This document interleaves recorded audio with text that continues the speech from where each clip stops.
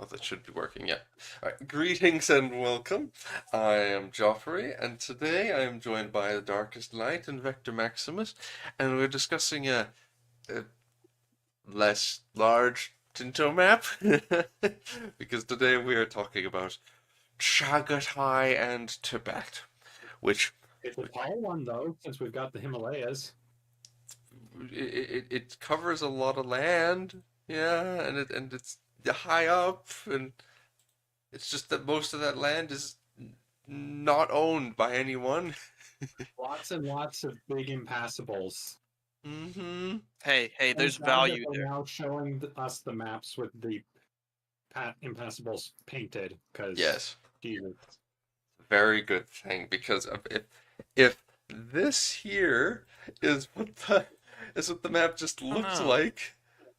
I kind of Oh, prefer that Chagatai. you know, you Jagged tie more like. jagged eye. Oh, more like mangled lie. That one isn't even broken up. That was a But bad joke, and but honestly, you should feel bad. but but it's right there. The No, name. no. Bad joke, feel bad. Oh, okay. But anyway, we we we finally have the Chagatai Horde, which I believe is the last of the. No, there's probably I assume there's another one in the northeast, but it's I one of the mean, there's the last. freaking Yuan. Hmm? I hate the Yuan's color. I can't believe they made it green. What is this? There's no way that's actually the color, right? What other nation is there? Yeah, that's all the Yuan dynasty to the east. You know, until you said that, I was kind of just assuming that they hadn't filled in the area, and they had just Yeah. placeholder country over that as well as like the rest of the map. But oh, you're probably right. It is just Uh-huh. gonna be that Russian slash Canadian green. I hate it. I hate it. Mind you, I love the color, but not for Yuan. Yeah, Hmm. it had such a lovely color in EU4. Why could they not just import that? The red one Yeah, the or red. the I guess they don't want it because of like the hmm red turbans, but I say, hmm. Well, at any rate, that's for another time. For now, we've got to discuss this horrifying thing. I don't know what the logic for this existing is, but I guess they will explain it to us shortly. The hordes of Tibet. Just it's horrendous. Make it purple red. A purple red China would be interesting, I guess. Yeah. You should post an announcement, Joffrey. But it's such a small one. Doesn't matter. Don't Consistency. don't feel like it. Cope. Okay, fine. Fine. So at the stream viewers, right before we actually get properly started. Yes.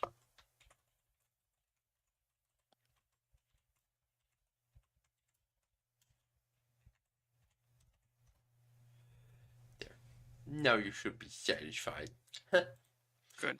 Sure, there'll be a Better mod 50 more times. to make that changed to a more acceptable color. Yeah. The fact that it's right next to Tibet as well, with it being this shade of green too, kind of I messes with me. believe, based on their comments, Tibet is that color because it is a tributary to the Yuan. No, no. Oh my God. That's why it's the As a sickly green. little states between Tibet and the Yuan. All So this. so those might not even be subjects of Tibet. Those might just also be tributaries. Oh I'm God. sure they explicitly state that they're, yeah, in the south, Tibet is under the control of the Sakya monastery with the other many Tibetan estates under its umbrella, while the Sakya itself bows to the authority and also enjoys the patronage of the Yuan dynasty of China. Huh. So Okay. that reads to me like it's a tributary or some other sort of subject to Yuan, but who the heck knows? So, yeah, maybe China has some sort of unique style of subject that is Well, yeah, the. I believe they talked about that, like imperial tribute when the Huangdi and yada Mhm. yada. They did say that to a degree, I think. They previously. I would not be surprised at all if this is a case where, yeah, they're representing the whole China giving you gifts. Hmm. Okay. Well, yeah. So yeah. Sakya Monastery, but then Sakya is Tibet, I assume. Yeah. Yeah, Yeah. it's just one of the monasteries in Tibet. They're the ones that currently rule. And as a result of that, yeah, just they're calling it just Tibet, and it's the overall rulers. Makes sense. They unfortunately there's no societies of pops to show. Be it there are some bordering regions that will better showcase it in future Tinto maps. So there aren't, huh? Huh? I don't. I guess because it makes sense that there aren't any. I never really thought about it. There's, those are usually around places that are uncolonized. Hmm. Also, I didn't think about the fact. I just kind of comprehended the fact that most of like Russia, most of like modern day Russia is actually owned at GameStar because of the hordes Hmm. and the Yep. I never considered that, but the whole Siberian frontiers thing is literally just going to be a case of Russia being a stronger, more technologically advanced country using its extra power projection and government rank to to colonize those other countries because we know that's a thing you're going to be able to do. That's interesting. Hmm. Well, uh, yes, moving past societies of pops, and yes, we are talking about Tibet. We've got dynasty maps, but I mean, no, there's not much to say about Wow, that. look at that big yellow one. That's surprising. Does the dynasty like Genghis Khan's family still rule China? Yeah, Yes. I that's the guess. Yuan dynasty. I It's the guess. origin. Yeah. I didn't think about it like that, but that is what the yuan is. I just never really crossed my mind. It's like, oh yeah, I guess they are still in charge. That's No, you see, I see. We don't lose social credit because Tibet is a subject of China. yeah, it's okay. It's true. It's okay. Surely this game will be able to release in China. Surely. I think Stellaris is the only one that has been able to, Well, that's a shame. and that's because it doesn't touch on any historical subject. Those 1,000 social credit continue citizen. Yes. Well, continuing on then, we have this this horrifying thing. Oh, Tarim Basin, my beloved. Look at this. Oh, surrounded by all of this disc. Oh, those aren't even corridors. Those are ownable lands too. This. Oh, that's a corridor, I think. Most of these places that you'd think are corridors actually have names, which means that they are in fact colonizable. Well, not even colonizable. They just are owned lands that people are living in. Controllable owned land, yeah. Hmm. You can build a castle in this. Fortify this. Oh god. It's all so disgusting. Because even these lands here. Oh. And the thicker ones up here, they're also basically just one. A, it's just all a choke point too, because of zone of control. Ah! Tibet's just as bad. The whole area looks horrifying. Like it looks honestly, this whole thing looks like a more professional and less like eye gouging version of what like Mayo and Taxes does when it maps areas that are You're saying less. that the professional game studio does better than the mod team that does it for free? Mm, no, I'm saying that the professional studio does it in a more professional way than the fan modders, because I think that the way that the fan modder people who work on Mayo and Taxes do it looks horrible for no reason at all. They Who actively could have give them imagined? to me to make the borders look disgusting just for the sake of it. Fergalicious. Fergalicious? What the heck does that even mean? Hmm. You don't got that boom boom pow off? Look at all of these provinces. Oh my gosh, it's you. Okay, moving on. Here's a real one. That's Tarim. Tarim time. The big boy. This, all of that land. Tarim Basin.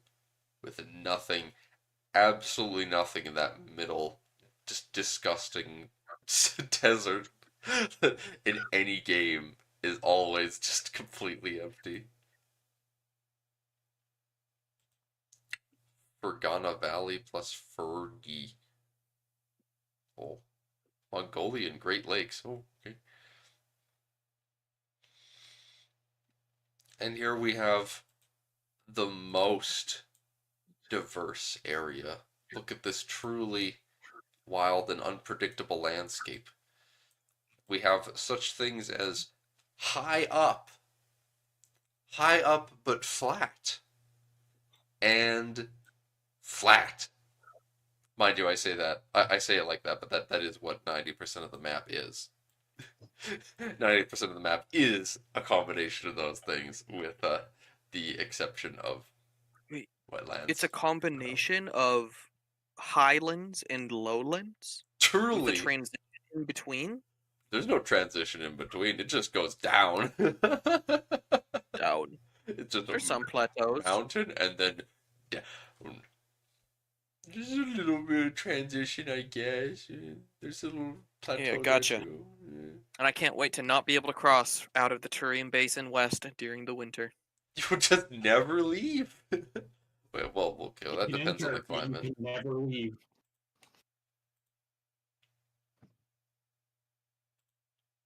Hmm. So topography, climate, and most of that, most of this is cold arid, which makes it sound like I don't think that's gonna be freezing over. That's not gonna be getting more than mild winters, really.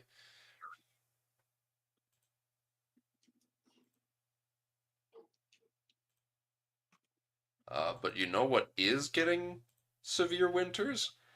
Tibet. Who Oh, would have thought? yeah. The Tarim Basin, most of it is navigable in the winter, it looks like, but there's a little bit like to the west. The little bit of the west, so like you can cross most of these mountains, I imagine, but the western edge you can't go through. And I kind of think that might be a design choice by them for the sake of because they've said that you can't choose to move onto a mountain uh, that is in moderate or severe winter. So I think it's a design choice on their part where they don't want it to be a situation where you can have mountains that are in moderate or severe winter on both sides of you and be stuck. Fighting in those valleys is going to be like playing tower defense games.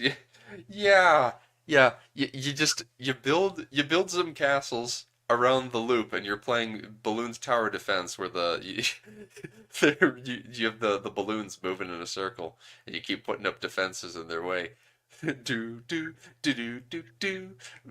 This this line kills me, man. The fact that that is an ownable location, that line, and as a result you can build it up fortifications on it, is just ludicrous to me. Uh,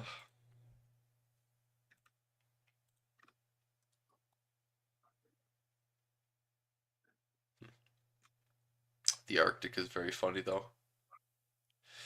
Here it is interesting to see the contrast between the high mountains of the Himalayas causing the harsh conditions of the Arctic climate in all the Tibetan plateau, with the also harsh conditions of the deserts of Taklamakan and Gobi. The, the Gobi Desert is the one in the middle of the Tarim Basin, I think. No, the Gobi is Mongolia. Yeah, the Gobi's east. Do they have Western Gobi? Yeah, it's on the area map. How much of that is actually ownable? Oh, yeah, you can own most of that desert. The Gobi Desert. And the Gobi Desert is a plateau desert. Some sparse, makes sense. Neat. High up desert. Cool. This whole place is just high up in general. Up, up, up, up, up, up, up. And then it keeps going mountains east into China too.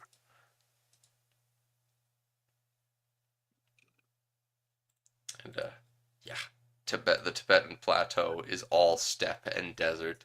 All steppe and desert that is also Arctic. Wonderful. There's no High wood. quality land. There's no wood, Dark. There's none. What do you mean? Just go to Nepal. None. Go to Nepal. Easy. Mm-mm. Nope. Whoa, farmlands. Uh-huh, buddy. I just noticed the farmlands. That's where the rivers are. Wow. That's where you can have like 3 people.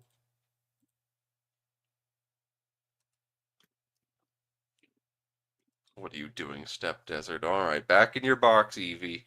Back in the box. Release the bonk, Scalibur. Development. Jeez, who'd have thought the Tibetan plateau does not have very high development? It's that's pretty bad. Oh dear. Not much development going on in these parts. Although we'll probably have to make some adjustments, as right now the contrast, especially the area of Gansu, may be a bit too harsh. I guess the idea is that they probably mean somewhere in the east, where like along the eastern border, it is a very sharp contrast, which feels a little weird that it would drop instantly from India from like the Indian uh the Indian lands, the Southeast Asian lands, and the Chinese lands. Suddenly, it instantly drops off.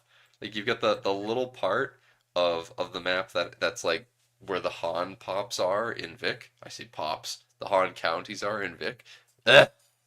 CK CK3. Fuck. This is where the Han people are in CK3 up here, and that that is just super devved. None of the area around it has any of that.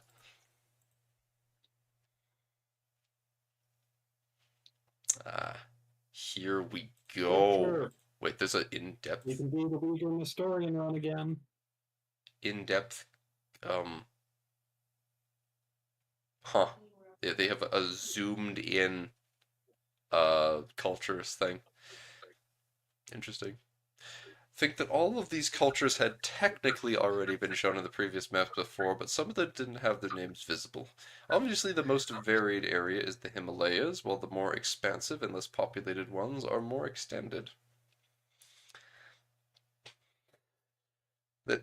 There's quite a few cultures south of the Himalayas, but once you get into it, it looks like it's basically almost all of it's the same culture.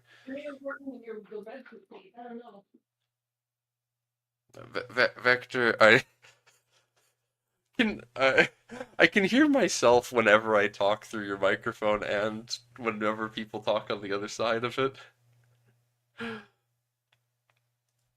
Both X, apologies. Thank Nothing you. was flashing in Discord, so I thought it was fine. Um, okay. Oh, it's zoomed in up to specifically the south. The Yeah, we've got this horrible. I don't know why why does the Changpa culture have to be split up by impassable terrain like this? It's horrendous. Hey, I just want to say we have our glorious Uyghurs. It's true. This makes up for everything. Big Uyghur. Mongolian? Look! Whoa! There's a Mongolian majority! Oh, there's more over here. Huh. There are just a lot of Mongolians that have shown up. Wonder why. Yeah, so there was actually this conquest about 110 or so years prior to the start date, Josh. Oh, really? Oh. There's this guy, people like to call him Genghis Khan. And did he conquer all of the Mongols? He was the Mongols. Oh. Wait. The Mongol horde. We have this like one location culture, the Mongol. Mongolians. Mongolians. Mongol. And then I guess we got a couple other small ones there too, which is really interesting. Huh. Not much more to say about it, mind you, but I do like we've got the yogurt, the yogurt males as well, Dark. Just a little bit of yogurt Glorious. culture. Don't forget, you got to play those. That's your first playthrough, right? You got to release and play as a yogurt country. No, it actually has to be Chagtai, and you'll see soon why. Okay. Oh, they're run by a Uyghur member of the family or something, aren't they? Just wait. All right, fine. Maybe they're an historian. We'll see. As said before, Chagatai starts in a very interesting position in terms of religion, with Tengri, Muslim, and Buddhist faiths mixed in it, with also some Hindu and Nestorians. The starting ruler himself is actually Nestorian too! You got Nestorians, you got Uyghurs. It's already perfect. No way! There's actually an Nestorian Nestorian country. Sure. Does that mean that the country And is then, Nestorian? once or Yuan or- blows up, you take advantage and conquer China. But of course, you have to swap to Uyghur culture. Mm-hmm. You have to. No. I mean, you would also still be the same dynasty, but ignore that. But what I wonder is then, is the country considered Buddhist, or is it just the ruler? Interesting question. Don't know. Well, why don't you know? What are you here for? You're supposed to know. Didn't we discuss this on Wednesday? I'm here to be a pretty face because you don't sell that to that demographic. That's true. That's true. There's no majority counties of Nestorian, though. I imagine that's what these hashes are, though, ain't it? These are Yep. pink. These pink hashes look like the. Praise be the pink. Also, Pink cross. there is Pink on pink. so many Bon minorities all over. With like there's one location of Bon majority in the far Praise be southeast. the almighty bonbons. Bon.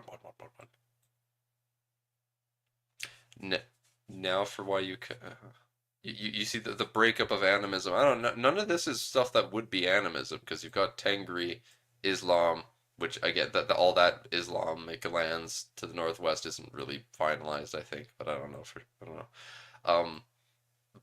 but Bonn has always been on the map. Don't think they've done any more breaking up of the Southeast Asian animists yet, though. Also, there's that one location of Sunni Islam that has always existed in like CK2 and 3.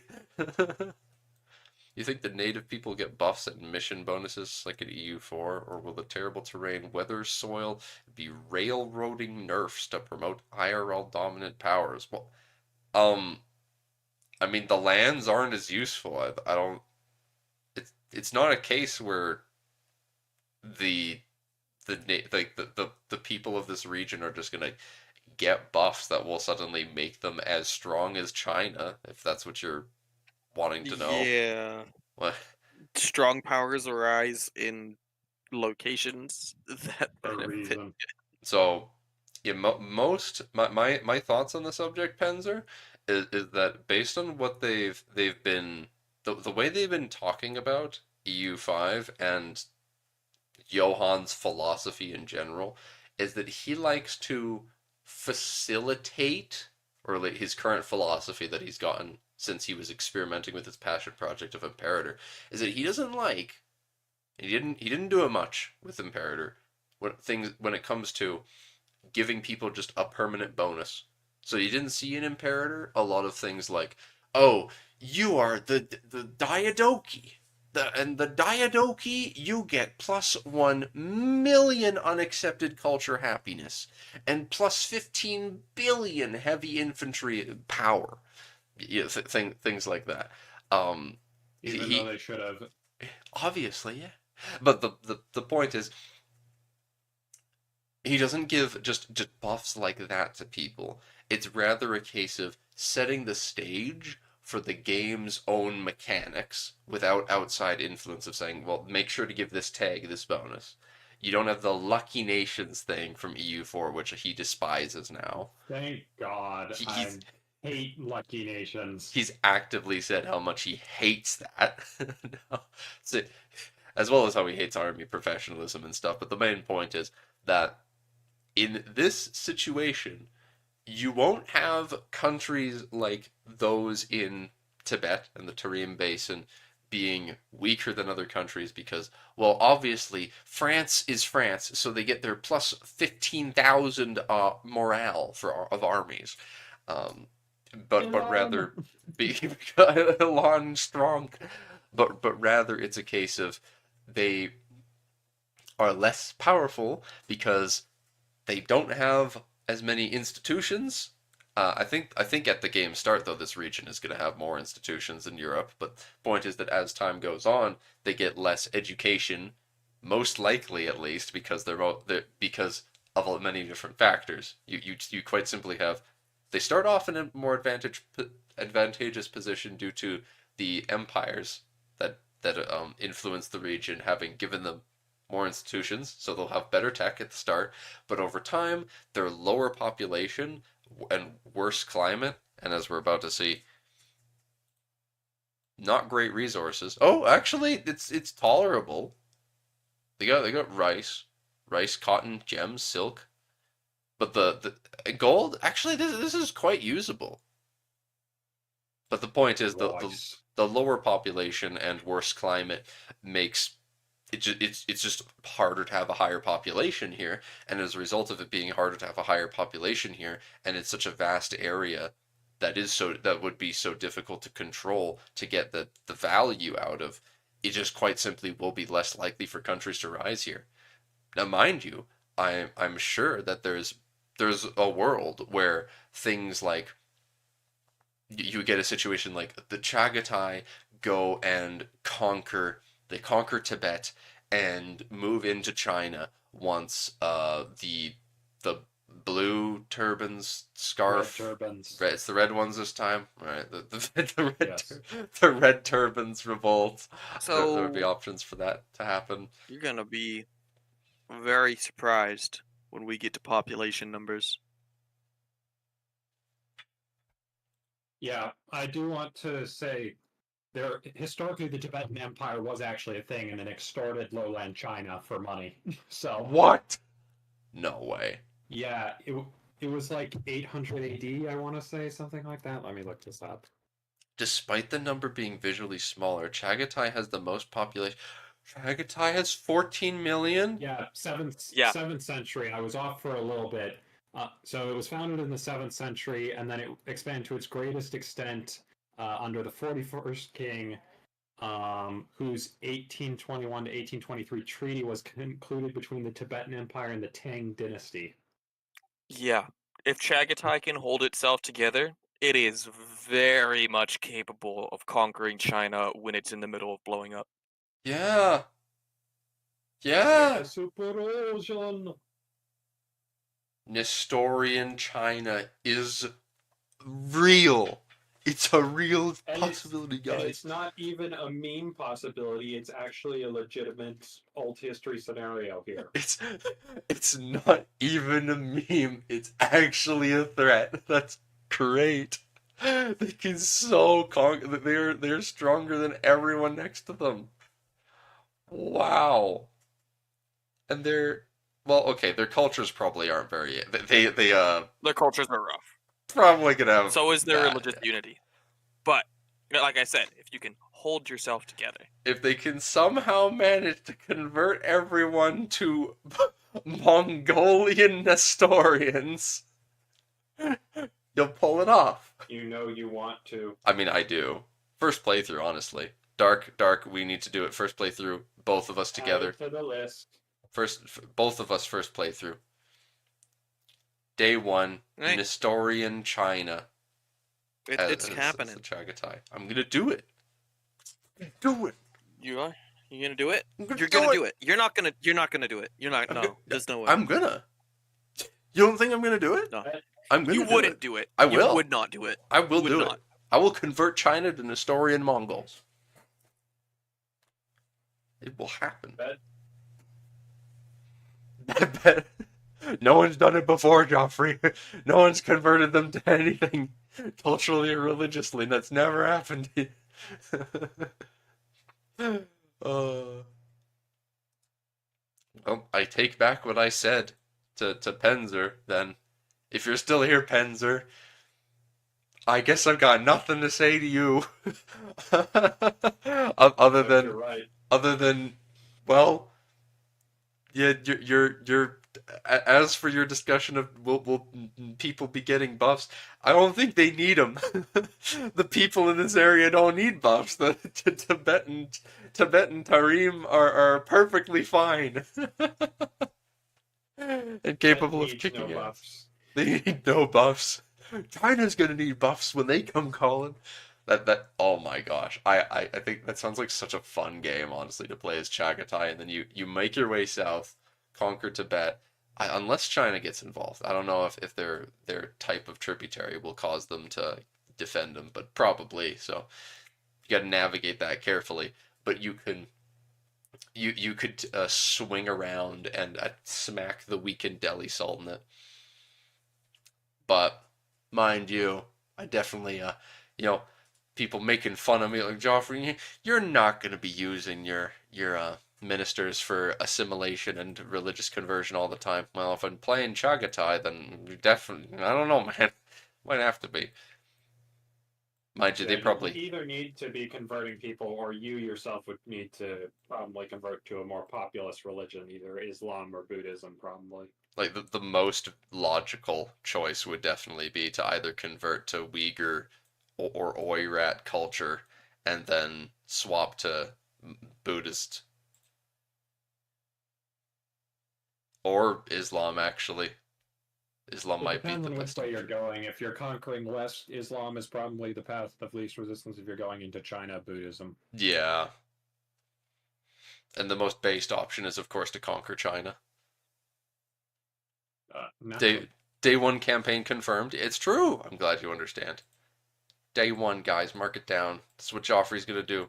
Day one, that's 100% what he's gonna be streaming. Trust. Day one is going to come, and Joffrey's just going to have, 20 copies of the game open, playing 20 games simultaneously. I will have so many monitors open. Why do you think I got so much RAM to run a million instances of the game? Gems. Let's know it. What are they lacking other than, I guess, wood? Because wood's the They big don't thing have they lack. gold. They Yeah, got they do. gold. It's like right next door. There's gold Oh yeah, they do down have there. gold. I was just talking out my ass. There's also gold slightly to the west of Tarim. Yep. It's in that. It's I'll in just that ignore my really. yapping, I guess. Even more further south. There's 3 further south of that one. Yeah. There's a lot. This is the Chagatai owns this at the start, I think. Yep. This is the really valuable land just east of Samarkand that that Mags fellow is playing in the mega campaign. Now, they do mention that there's a certain 1-year-old that might be a problem later. However, that's not such a problem because by the time he's an adult, China will have blown up and you should be moving there instead. Let's just pick up, move over there. Surely, playing Let as because Chagatai is push the Ch- country. Let's move Chagatai. They did in fact say that Chagatai is the country you need to play somewhere as. else. Chagatai is the country you need to play as if you want to take the event that lets you play as Timur. But ignore that. Surely it'll be fine. Also, what happens is Timur always going to be the same religion, like culture, or can things change that? That's what I'm curious about. I had no idea. I wonder if they're It's an interesting idea. because like the most interesting thing to me would be if they, I don't know, maybe he comes from a county and it's just like, oh, there's no way it could be converted fast enough. But it's an interesting thought to be like, oh, what if they check by the time he turns the 18 or whatever, whenever he started his conquest, maybe it checks like whatever county he came from. And it's like, oh, that place has been converted to this, so it just takes the root faith and culture of that location. Am I already hearing you scheme for Nestorian Timor? Yes, Yep. yes, that is exactly what I'm doing. Shut the fuck up. This is what it should be, honestly. If you're telling me I got 20 years to convert the region, I will figure out whichever location that is, and send both my ministers there to convert it culturally and religiously to Mongolian historian. Oh, there's another gold up in the northeast. There's a lot of gold on the map, honestly. There's just gold around. There's not as much silver as there is gold, honestly. Huh. That's kind of Oh, weird. silver's in the New World. I guess. There's some silver up here. Also, there's lots of silver in Europe. That's the thing. Yeah. There's not much gold in Europe, but there's plenty of silver. Just you wait until we see Mexico in the Andes, This bucko. is true. We've been talking like, oh, well, what? There's so much gold on the map, but not much silver. Get to the New World, literally no silver, just mountains of gold, just yellow stuff everywhere. There's a lot of the- silver. There's so There's much the silver massive and gold. mountain of silver in the Potosi. Andes.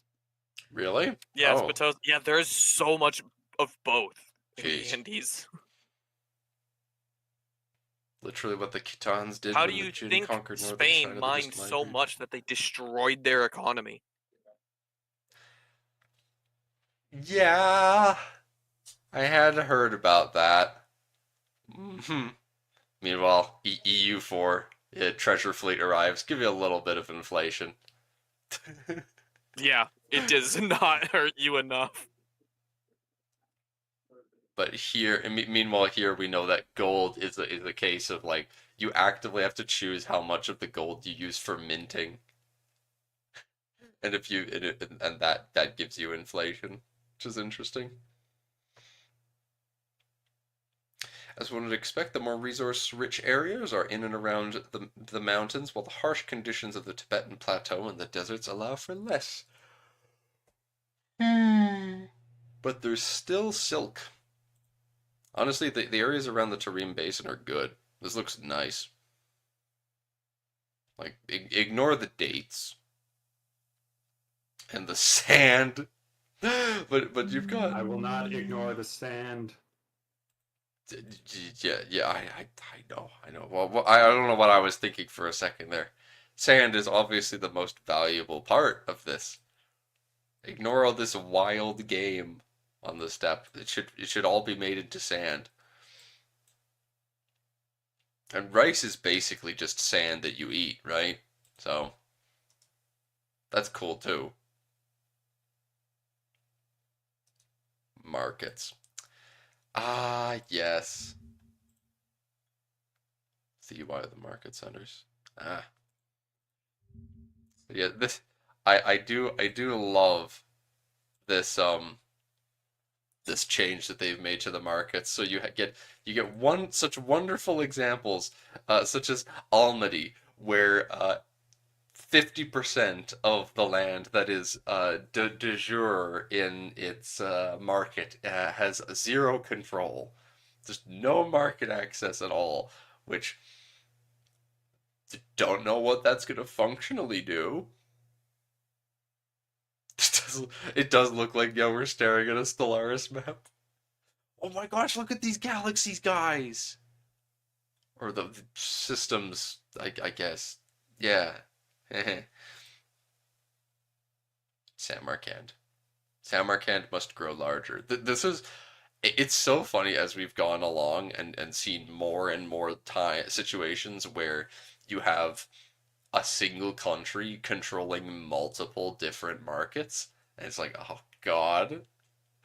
I very much I just love the fact that though what's going to be happening is that as you continue to build roads and increase control and decrease the travel time between different locations, you'll have situations where Samarkand is going to become the market center for a lot of the stuff out east, as well as you make the the roads into the mountains better, I guess. Uh, but there are a lot of these different markets, all with little like, bits of inroads into the the basin and plateau. The classic of Samarkand, Almaty, and Kashgar. The classic, okay, yeah, Samarkand's the classic, yeah. Almaty, Kashgar, and Turpan establish a clear corridor for the Silk Road going into China through Ganzhou, while Tibet is divided between Leh and Lhasa. How many? Yeah, those four. It is the Silk Road going up there, and there is a little bit of silk on that in the basin as a result. Yeah, though there is just kind of silk all over the east, which is interesting to think about how the silk is going to be valuable in the east, but nowhere near as valuable as it is in the west, where like sure the Chinese and other people in this area are selling it down the way as the market goes along, and it becomes more valuable as it goes, but it's only going to reach its true value once it reaches once it reaches the Golden Horde is going to be when they are probably going to make so much money off of it because they control so much distance of it. So when they hand it off to people, they're going to be selling it for so much more.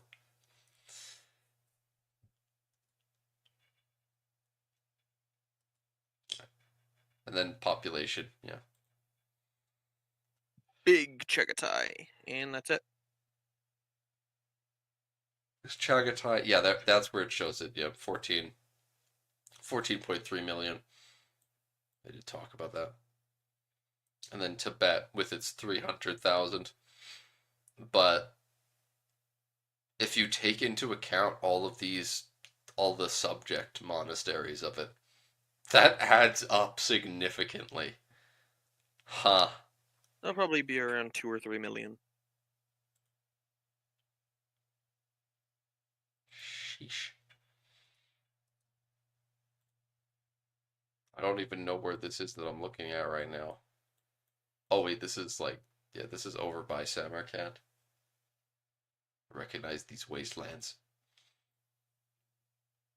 Where's the big ones here? There's a couple. Yeah, there's a 200K. 524K Wait.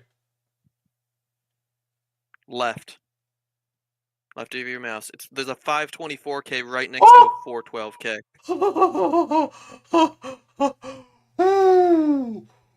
Ooh, ooh, that is crazy.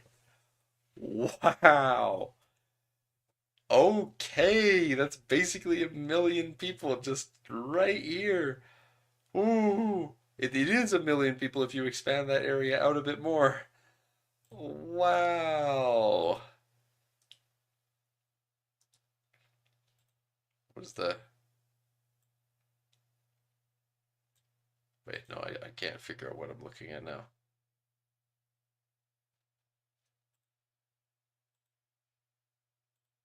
I'm so bad at being aware of what the hell I'm looking at. This is that's the Tarim base in there, which, I mean, each individual location does actually have some heft. There's one up there with 35K. There's one here with 32. That's not bad at all. That's pretty good. 500, 524K and just missed a spot. Indeed, he did. But yes, lots of people. There are many parts of the Tibetan plateau that show zero population, but are not impassable terrain or corridors, as those don't show population values at all. This means that these locations are able to be traversed and also colonized, although their harsh conditions won't make either of those easy. But interesting. They just have some empty lands with 0 people, but yeah, you can own And them. look at next week. That's it for today, but next week we will be following on the horse's steps and visit Mongolia and Manchuria together with Eastern Siberia. So the entire rest of the Northeast. Huh. And Didn't see then that coming. probably China afterwards. Probably China afterwards. I'm looking forward to that. I'm looking forward to seeing the entire rest of the Northeast, Siberia through to Kamchatka. But I imagine we won't be seeing that hint of Alaska. That would be fun. Imagine, Dark. Imagine if we went to Alaska next, though. Surely they'll show us the northwest coast. Sure, buddy. Stop coping with your frickin' Blackfoots. Sure, buddy. Any second now, sorry. guys. There is a 90% chance that after Mongolia and Manchuria, it's China. The other 10% is if they want to continue to tease China and show us Korea, Japan instead. Or, Yeah. okay, I'll admit, maybe there's a chance they show us Southeast Asia. But it's most likely China afterwards. Yeah, it'd be China. They wouldn't just keep going around it. Unless it's really a crazy amount of work. I mean, there is a world where it is just so much work to do the populations of China. Let's be real. Nobody's going to be wowed by the political map of China. We all know what's there. Whoa! It's the map of China. It's just always Yuan. All Yuan, all the time. Wait, it's all Yuan? Always has been. Always has been. Always has been. That goes against the concept of China altogether. Nope. All China. It must always change. The mandate will always be lost in the end, and then reclaimed.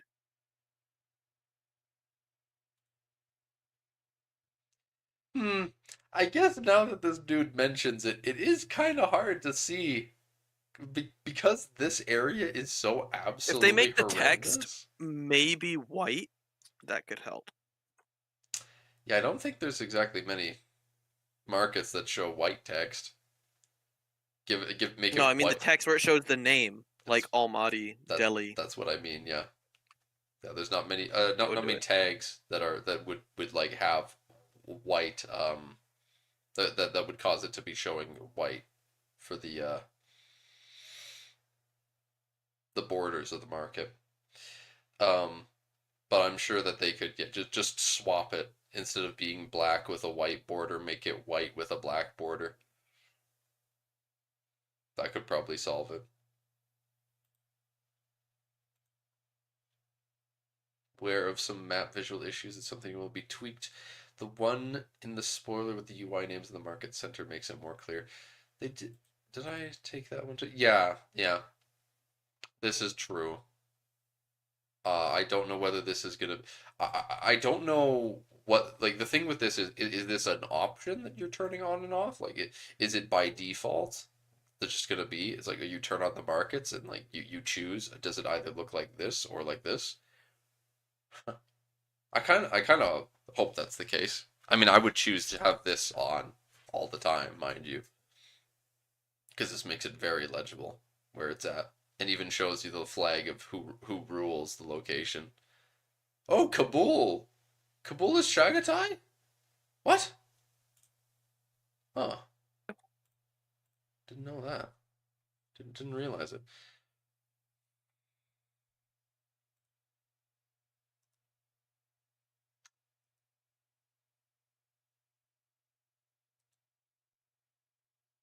Lots of I love the Mongolian pops. Ah, this is really funny to me to think. I keep forgetting. Oh, but the way that this game works, the because like the assimilation, assuming that they have um all the Chagatai lands to be integrated, that means that every single county is going to be getting that little bit of assimilation to Mongolian culture every month.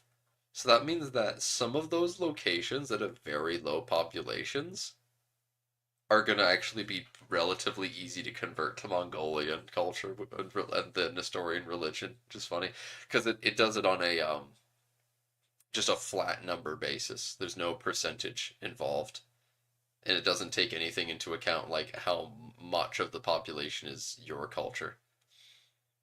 Also, they said I remember them saying when they were talking about cores and stuff that once you have a territory considered integrated, it actively makes it so that only your primary and accepted cultures are able to grow. Which means that it's gonna be, yeah, for lower populated areas, it's gonna be really easy to culturally and religiously convert it. But just point is, looking at Afghanistan is really funny to see how much of it's Mongolian. But because there's so many of these smaller cultures. Not the hiccups now. Oh no. He's the hiccup boy. No. Maybe it's time to wrap up. No. Oh. He's hiccuping. It's the young. It's the kingdom of Mangalai. Is the vassal of Chagatai. There definitely should be a corridor. I'm talking about corridors, yeah. I do, yeah. Most Tibet represents the rule of the Sakya sect, not the Bureau of Buddhist and Tibetan Affairs.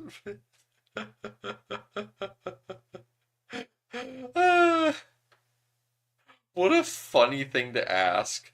Does it represent the Mongolian Bureau of Buddhist and Tibetan Affairs? What the sort of CCP sounding shit is Yeah, this? that I assume it's something to represent that, but this person is typing this out in a completely serious way. Huh.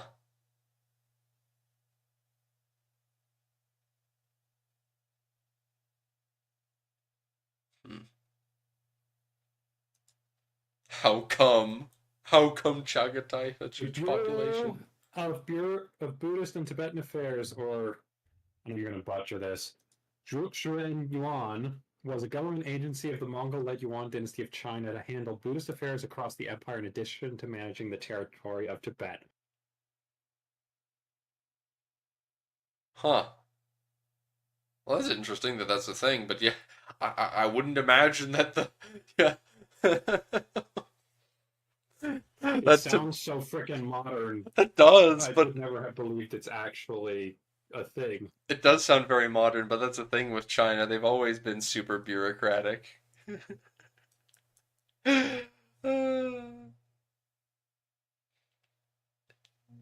Those cultures have traditional beliefs that are shamanistic. What? What? What?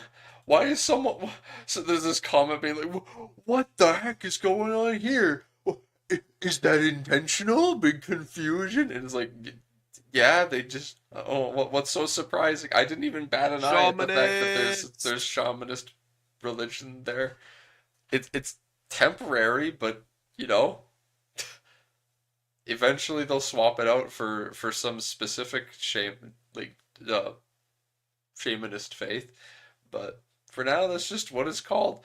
If we're super unlucky, they'll just end up calling it insert local culture name here and add shamanism at the end. But you know, you don't Praise you. be the Sami shamans. Yes, Sami shamanism. Well, that's the thing, Penzer. If it wasn't for the fact that the Chagatai are going to be so poor in the way of primary culture, my if they were better off, or there were a lot more Mongolian pops that they had control of, then my technique would work. But not gonna. My special technique that I'm gonna do when I do my first playthrough as France. Um, on day one, where I'm gonna, as France, use one minister to expel people from Paris, and then another minister to attract people to a different city. So I'll be kicking people out of Paris.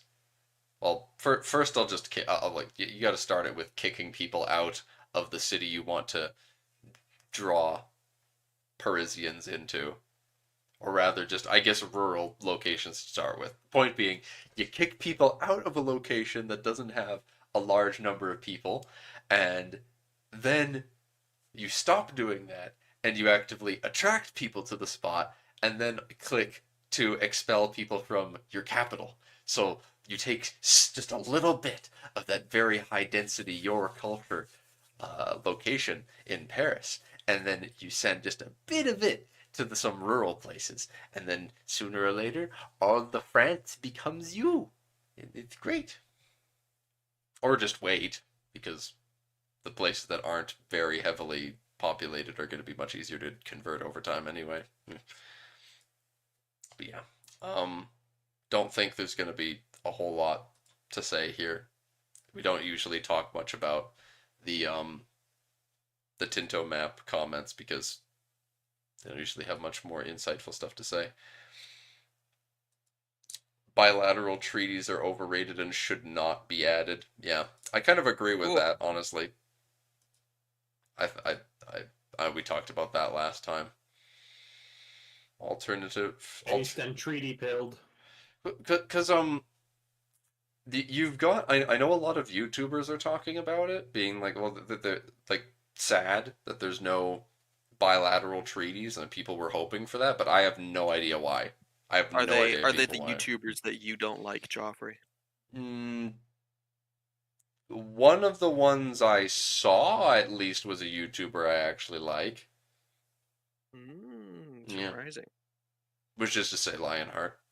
I saw him being sad about that, but yeah, I just don't really care for it. See, Dark, the YouTubers I don't like, I don't get recommended videos from. I have told YouTube not to because it I is get obviously. recommended shit all the time. Well, then just tell YouTube don't recommend me X channel. That's all you gotta do. Not Abstract. channels, it's types of videos. Oh, well, that's your own damn fault. Probably the sort I of. watch one Family Guy funny moment, and now it's everywhere. Yep. This is a huge comment with no follow ups. Yep. And it's just 1x. Yeah. 1x from the one dude, probably. Yeah.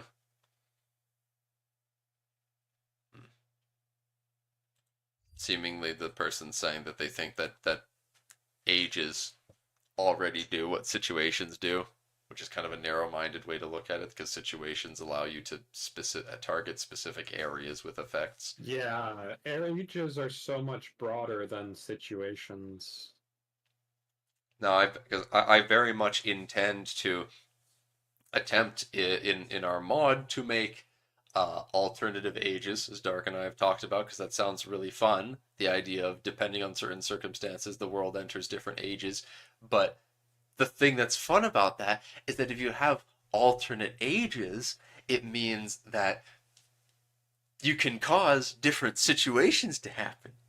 Because the things like the Black Death are going to cause a situation. That's cool. The Protestant Reformation is probably going to cause one too. Situation having the effect of all these different religions are going to pop up. By the way, what stops the big blob nations from instantly conquering tiny ones if things like development, environment heavily stack negative positives? So Because you don't get all the benefits from your big population, and the big population is also harder to manage. yeah, simply put, yes. Um, fact is, Penzar, France. If you've seen the way that France looks at game start, it's actually a good thing for France that it looks so horrendous. Map. France feedback. Um, France looking so just absolutely disgusting. Mind you, this isn't optimal. This is far from an optimal way for it to be. But the point is, decentralized like this for a country the size of France or bigger is a good thing, is a good way to be. In fact, Castile could do with some decentralization and creating some subjects on its borders. But again, especially in the south of France, I would 100% make the south of France into a march or two. But the point is, this much land, but by the time you get down to the south corner of France, you're barely going to have any control. You because of how far away it is. There, you need to. So much of the game is going to be involving building up infrastructure and just getting better access to control your distant regions.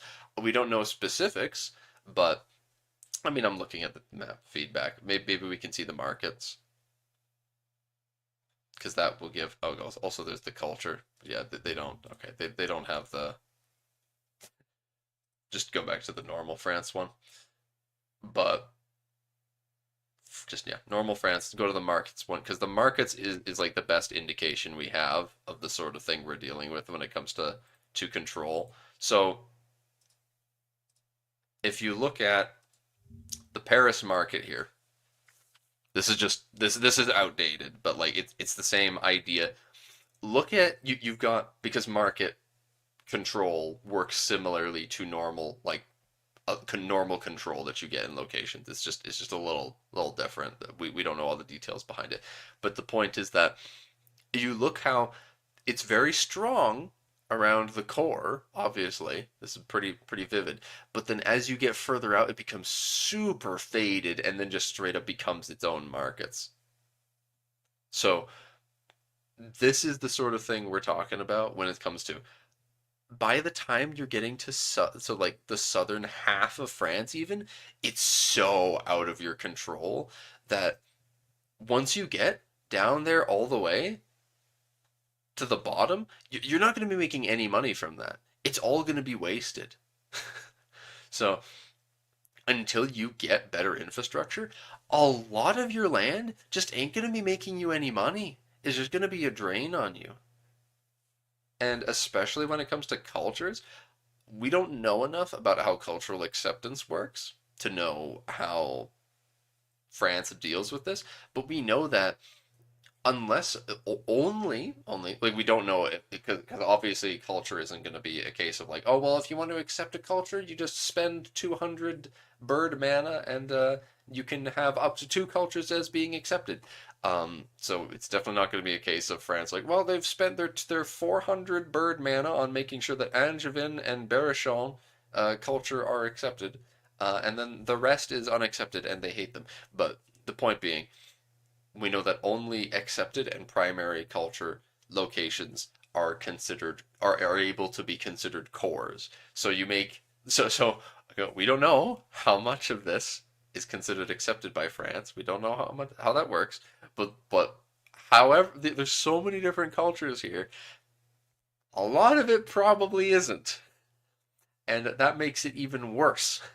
So when it comes to your question of what stops powerful countries with lots of population and development from just rolling over other people, quite simply, they don't want to. There's no real reason for them to do it. They don't get anything out of it, because if they conquer that land, they suddenly need to have their government ministers going on. They need to have them actively working to integrate that land now, which for a big country, you probably want to have them doing things that help you increase your control or your cultural or religious conversion in the lands you already have. Maybe stuff to attract more people to certain places, or there's probably stuff related to buildings. It's been a while since we learned about the different things that you can have your ministers doing. But the point is, there's a lot of stuff they can be doing that's very useful. But if you conquer new territory, you don't just, again, you don't just spend your paper mana on coring lands and just be like, all right, see you in a couple years once you're cored. You actively have to send your minister on it, and they'll convert stuff like on a province by province basis. So if you've got France, and France just won't have cores on Aquitaine. They just don't have cores on this, because they don't have cores on Provence either. They got they have no legal right to either of these lands. Honestly, like they have to fabricate stuff. Presumably, France will get claims on Aquitaine, but they wouldn't have cores on any of this because it's not their primary culture. But they'd probably get like claims on everything in the French region, for example. But you're happy if there will be anti-snowballing nerfs like that, better than flat negative modifiers. Exactly, Penzer. That's the sort of thing that more and more it makes me absolutely love what we're seeing. See, I can keep rambling for a long time about a very small subject, but what I really love that we're seeing more and more, the more we learn about the game, the more clear it becomes that EU5 is going to have a very large emphasis on natural, evolving gameplay where you don't have a situation where one person is, all right, you use your big old negative. Here's your big old negative. You're supposed to be bad right now, guys. The Delhi Sultanate is supposed to be weak. So give it minus 500. Sick man of Europe. The Ottomans are supposed to be weak. They're the sick man of Europe. So here is a minus 5,000 bonus to ass wiping because they're supposed to die now. Uh, and then, gosh, now I'm just shitting on Vicky because like Vicky's a game where countries are given so many ass pull bonuses where they're just like, here's like this region just it has all of these extra percentage boosts because they're supposed to do well, but Africa doesn't get any of those. Sorry, guys. But yeah, it's all going to be based on natural evolving stuff, and based on the fact that we know that in the HRE they somehow have a system where there's going to be partition for people that aren't electors or bishops and stuff. Um, and we know that from game start people can create new subjects. You don't need to wait until like the end of the game to get client states like in EU4. There's some sort of system in place for like new tags to just be generated really easily. So I can totally see it being the case where any number of these cultures that aren't necessarily accepted by France can just pop out a new tag if France goes to shit. If England is beating France in a war. Which I get like I'm rambling on now, but like we've talked here in this podcast before about the fact that England, um, England is almost entirely its primary culture at game start. And that means that it's all going to be cored. It's all on an island, and they're going to be able to have better control over it because they can you can have control over the water as well. Um, so it's going to be better, not perfect control, of course. They need to put some effort into that too, but they got better control, and it's all cores. So they just have better management of their population than France does. So even though England has far less people than France, they can actually stand up to them to a degree, and we'll actually see them.